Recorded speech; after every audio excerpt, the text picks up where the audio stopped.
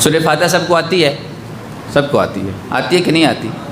لیکن جب ہم نماز پڑھ رہے ہوتے ہیں دھیان ہوتا ہے سورہ فاتحہ میں کیا پڑھ رہے ہیں، بس زبان چل رہی ہوتی ہے.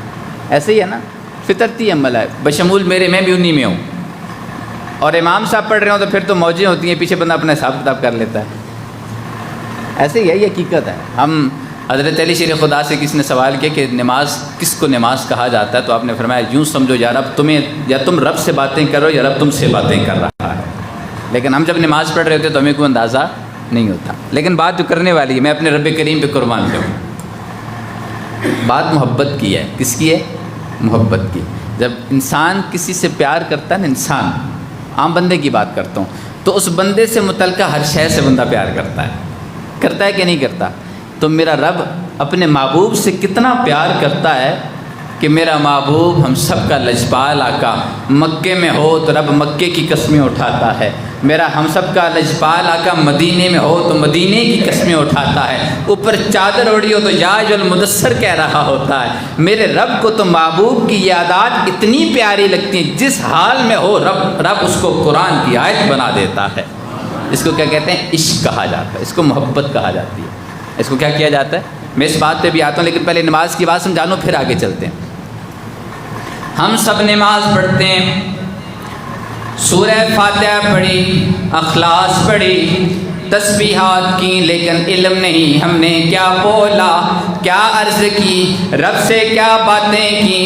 فرشتے عرض کرتے ہیں سونیا ربا اس نے تیری نماز پڑھی، تیرے سجدے کیے، ساری تسبیحات بھی کی، علم نہیں ہے اس نے پڑھا کیا، اس نے مانگا کیا، لیکن ربا تو پھر بھی قبول کر رہا ہے. رب جواب دیتا ہے فرشتوں میں یہ نہیں دیکھتا یہ کیا پڑھ رہا ہے، میں تو یہ دیکھتا ہوں یہ میرے محبوب کی سنتیں ادا کرتا ہے، میں اسے قبول کر لیتا ہوں.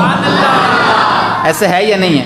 رب ہماری نمازوں کو قبول کر رہا ہے کہ نہیں کر رہا؟ ہمیں نہیں پتہ، لیکن رب قبول کر رہا ہے. کیوں؟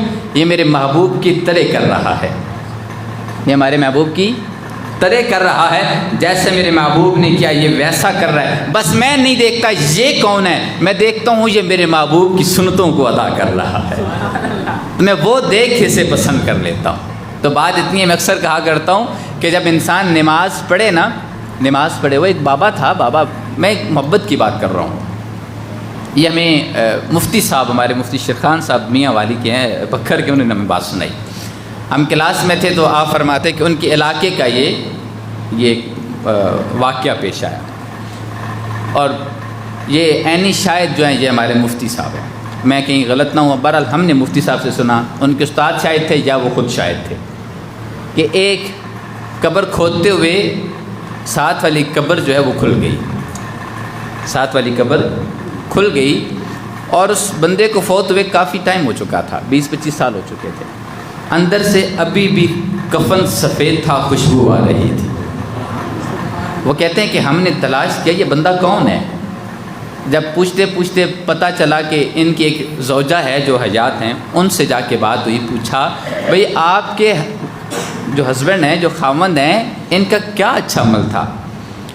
تو وہ بولنے لگی کہ ان کا کوئی اچھا عمل نہیں تھا. کچھ تو ہوگا، کہا کچھ بھی نہیں تھا، ایک تھا. کیا تھا؟ وہ کہنے لگیں کہ نہ اسے نماز آتی، نہ اسے قرآن آتا، اسے کچھ بھی نہیں آتا تھا. صبح اٹھتا، مسجد میں چلے جاتا، جو بندہ جیسا کر رہا ہوتا وہ ویسا کر کے گھر آ جاتا. پھر قرآن اٹھاتا، قرآن کھول کے کہتا ربا یہ بھی تیری لائن سچی، یہ بھی تیرا فرمان سچا، یہ بھی تیرا فرمان سچا.